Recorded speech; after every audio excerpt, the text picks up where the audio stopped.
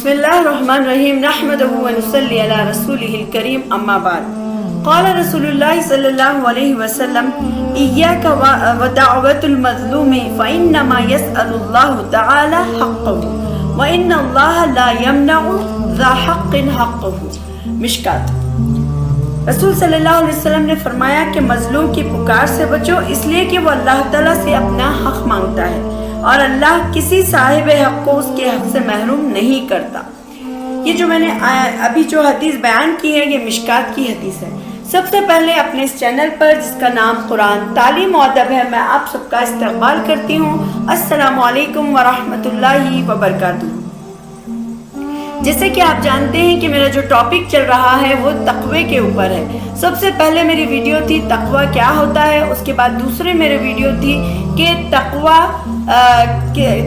اجتماعی تقوی کیا ہوتا ہے، اور اس کے بعد ہم نے دیکھا تھا کہ تقوی کی اہمیت کیا ہوتی ہے، اجتماعی تقوی کی اہمیت کیا ہوتی ہے۔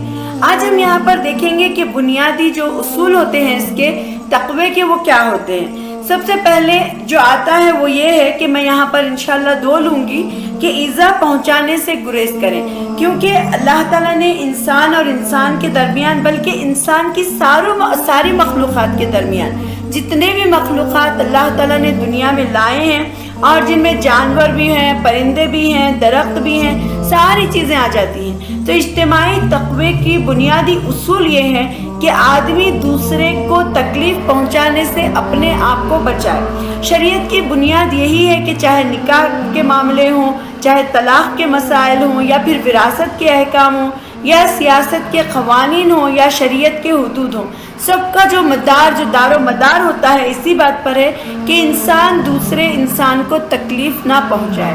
اور چھوٹے چھوٹے احکام جیسے آتے ہیں کہ آدمی گھر میں جائے تو اجازت لے کر داخل ہو، کیونکہ گھر میں بلا اجازت داخل ہو جائیں گے تو کیا ہوگا کہ گھر میں جو رہنے والا انسان ہے وہ ہو سکتا ہے کہ کوئی ایسی حالت میں ہو کہ وہ نہیں چاہتا کہ کوئی اسے دیکھے، یا پھر جو اندر آ رہا ہے، جو داخل ہو رہا ہے، اسے خود پھر بعد میں شرمندگی ہو۔ تو اس لیے اللہ تعالیٰ نے ایسے احکامات نازل کیے کہ دوسروں کو تکلیف اس معاملے میں بھی نہ پہنچائے۔ اور پھر 3 آدمی اگر کھڑے ہوں تو 2 آدمیوں کے کانا پھوسی نہ کرے، اور تیسرے آدمی کو کیونکہ تکلیف ہو جائے گی،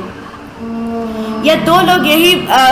لوگ ایسے باتوں میں مصروف نہ ہو جائیں کہ تیسرا آدمی جو ہے وہ چھوٹ جائے، تو اس طریقے سے بھی کیا ہے تکلیف پہنچ جاتی ہے۔ اب دیکھیے چھوٹے یا بڑے جو بھی احکام ہیں ان میں بنیادی اصول جو بیان کیا گیا وہ یہی ہے کہ تمام علماء نے حسن اخلاق کی جو تعریف کی ہے کہ اچھا اخلاق یہ ہے کہ دوسروں کو اذیت پہنچانے سے اپنے آپ کو روک لے، یعنی جو انسان دوسروں کو تکلیف نہیں پہنچائے گا، جو اپنے آپ کو اس سے بچا کر رکھے گا، وہی کیا ہے اس کے اخلاق اچھے ہوتے ہیں۔ اور پھر سیرت اور احادیث میں بہت سارے واقعات ہیں جن میں نبی کریم صلی اللہ علیہ وسلم نے فرمایا کہ کم سے کم آدمی کو اتنا ضرور کرنا چاہیے کہ وہ نیکی کی راہ سمجھائے، یعنی اگر کوئی برائی پر ہے تو اس کو گائیڈ کرے، دوسرا لوگوں پر خرچ کرے، غریبوں کی خدمت کرے، اور پھر کما کر بھی دے اور بھلی بات کرے۔ یعنی جب لوگوں نے کہا کہ اگر یہ بھی نہ ہو سکے تو ہم کیا کریں، تو آپ صلی اللہ علیہ وسلم نے فرمایا کہ کم سے کم اپنی ذات سے دوسروں کو تکلیف نہ پہنچاؤ۔ تو یہ کم سے کم چیز ہے کہ جس کا آدمی سے مطالبہ کیا جا سکتا ہے۔ اب دیکھیے حالانکہ ایک بہت بڑی چیز، یہ بات لگنے میں تو چھوٹی ہے لیکن یہ بہت بڑی چیز ہے، جیسا کہ آپ صلی اللہ علیہ وسلم نے فرمایا کہ من اذى مسلما فقد اذنی ومن اذنی فقد اذى اللہ، یعنی جو آدمی کسی مسلمان کو ایذا پہنچاتا ہے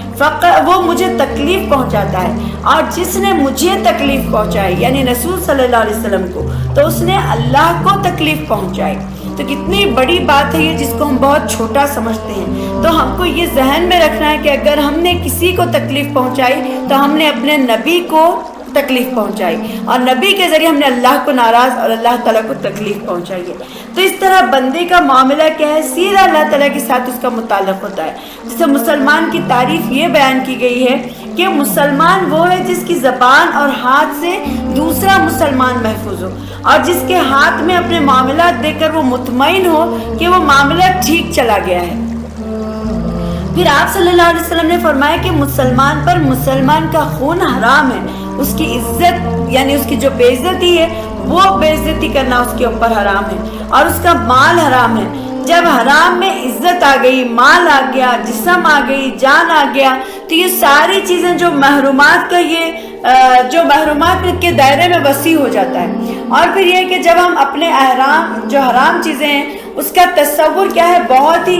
بڑا اور محدود کر دیا ہے۔ اب دیکھیے کھانے پینے کی چیزوں کو ہم سمجھتے ہیں کہ یہ حرام ہے، حالانکہ اللہ تعالیٰ اور رسول صلی اللہ علیہ وسلم فرماتے ہیں کہ انسان کا خون بھی حرام ہے، یعنی کسی کو قتل کر دینا، کسی کی عزت کو لوٹنا یہ بھی حرام ہے، کسی کو بے عزت کر دینا یہ بھی اسلام میں حرام ہے، مال کھانا کسی کا حرام طریقے سے وہ بھی حرام ہے، یا پھر کسی کا حق کھا لینا یہ بھی حرام ہے۔ اور دراصل بنیادی جو اصول ہے جس کے تحت تقوی جو پیدا ہوتا ہے، اس کی جو صفت ہے وہ کیا ہے، اسی وجہ سے پیدا ہوتی ہے۔ اب ہم دیکھیں گے دوسری جو بنیادی اصول ہے وہ ہے ظلم اور زیادتی سے پرہیز کرنا، کیونکہ تقوی کے بہت سارے احکامات ہیں، اور ان میں ایک جو بنیادی اصول ہاتھ میں آ جائے، جس کو قرآن اور حدیث میں بہت ساری جگہوں پر اللہ تعالیٰ نے واضح طور پر بیان کیا ہے، اور کبھی اللہ تعالیٰ نے اشارتاً بیان کیا ہے، کبھی واسطے کے طور پر۔ بہرحال مختلف طریقوں سے یہ بات واضح کی گئی ہے، اور غور کریں گے تو جیسے طلاق یا نکاح کے احکام ہوں گے، یا پھر سب معاملات میں اللہ تعالیٰ یہی بات کہہ رہا ہے کہ کوئی ایسی بات نہ کرو جس سے بیوی یا شوہر سے کوئی ایذا پہنچائے، یا شوہر بیوی کو تکلیف پہنچائے، یا پھر وراثت کی تقسیم اس طرح نہ کرو کہ جس سے ایک دوسرے کی حق تلفی ہو جائے۔ اور پھر یہ کہا گیا کہ انسانوں کے تعلقات میں جو ہے ایک دوسرے کو تکلیف پہنچانے کو کیا ہے ختم کر دیا گیا ہے، اور اس کو ظلم سے تعبیر کیا گیا ہے، اس کے ظلم سے کہا گیا ہے، کیونکہ لہٰذا جو اجتماعی تقوی یہ ہے کہ انسان ظلم اور تکلیف دینے سے کیا ہے بچے۔ اور پھر ظلم کی بہت ساری صورتیں ہیں، جیسے شرک کے بارے میں آتا ہے کہ اللہ تعالیٰ نے سورۃ اللقمان کے آیت نمبر 13 میں فرمایا ان الشرک لظلم عظیم، کہ بلا شبہ شرک بہت بڑا ظلم ہے۔ تو لیکن انسانوں کے درمیان جو ظلم ہے اس کو اللہ تعالیٰ نے یوں بیان کیا کہ میں نے اپنے اوپر ظلم کو حرام کر لیا ہے، تو تم بھی آپس میں ایک دوسرے پر ظلم نہ کرو۔ یعنی اللہ تعالیٰ نے جو اپنے لیے پسند کیا وہی اپنے بندوں کے لیے پسند کیا، کہ جب میں نے ظلم کو اپنے لیے حرام کیا ہے تو تم بھی اپنے لیے ظلم کو کیا ہے، ظلم سے اپنے آپ کو بچاؤ۔ اور ظلم ایک ایسی چیز ہے جو قیامت کے دن اندھیرا بن جائے گی، اور پھر انسان کو وہاں پر پھر سب اس آدمی کی نجات، اور جو آدمی جو اندھیرے میں چلا جائے گا اس کی کوئی نجات کی صورت وہاں پر نہیں ہوگی۔ اور نبی صلی اللہ علیہ وسلم نے جو گورنر بنا کر بھیجتے تھے، یا پھر جن کو مسلمانوں کے کوئی معاملات اللہ کے نبی صلی اللہ علیہ وسلم ان کے سپرد کر دیتے تھے، یا دوسروں کے مال کے حوالے سے یا سیاست کے معاملے میں آپ صلی اللہ علیہ وسلم نے یہ وصیت کر کے بھیجتے تھے کہ تم مظلوم کی بد دعا سے بچو، کیونکہ مظلوم کی بد دعا اور اللہ تعالیٰ کے درمیان کوئی رکاوٹ نہیں ہے، کوئی آڑ نہیں ہے۔ اور پھر نبی کریم صلی اللہ علیہ وسلم ایک حدیث میں آتا ہے، فرماتے ہیں کہ وَلَوْ كَانَ فَاجِرًا، یعنی اگر مظلوم بہت گناہگار ہو تب بھی اس کی بد دعا ضرور لگے گی، اور اس کے گناہ اس کے ذمے ہوں گے اور تمہارا ظلم تمہارے ذمے ہوگا۔ یعنی اگر گناہگار بھی شخص ہے اور وہ مظلوم ہے تو اس صورت میں بھی کیا ہے اس کی بد دعا لگ جاتی ہے۔ ایک اور جگہ آپ صلی اللہ علیہ وسلم نے فرمایا وَلَوْ كَانَ كَافِرًا، اور اگر کافر ہو تب بھی اگر مظلوم ہے تو اس کی بد دعا کیا ہے ضرور عرش الہی تک جاتی ہے۔ یعنی بہرحال جو بھی مظلوم ہوگا